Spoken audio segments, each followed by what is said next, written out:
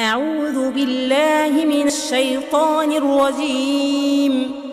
بسم الله الرحمن الرحيم.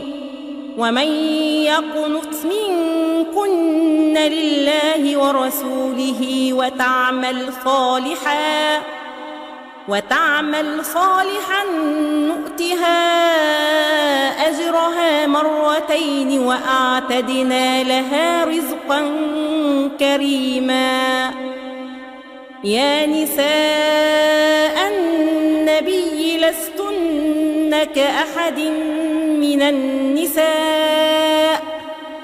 إن اتقيتن فلا تخضعن بالقول فيطمع الذي في قلبه مرض وقلن قولا معروفا وقرن في بيوتكن ولا تبرجن تبرج الجاهلية الأولى وأقمنا الصلاة وآتينا الزكاة وأطعنا الله ورسوله إنما يريد الله ليذهب عنكم الرجس أهل البيت ويطهركم تطهيرا.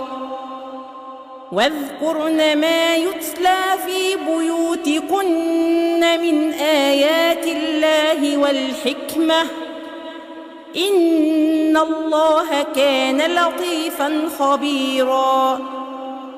إن المسلمين والمسلمات والمؤمنين والمؤمنات والقانتين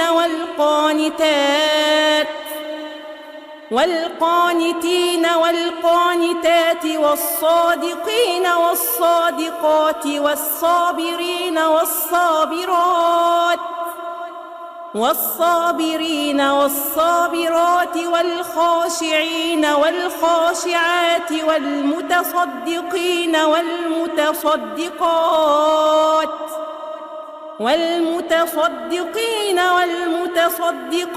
والصائمين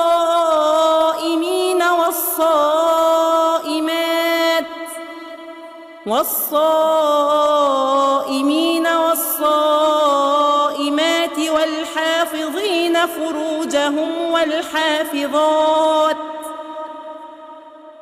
والحافظين فروجهم والحافظات والذاكرين الله كثيرا والذاكرات أعد الله لهم مغفرة وأجرا عظيما.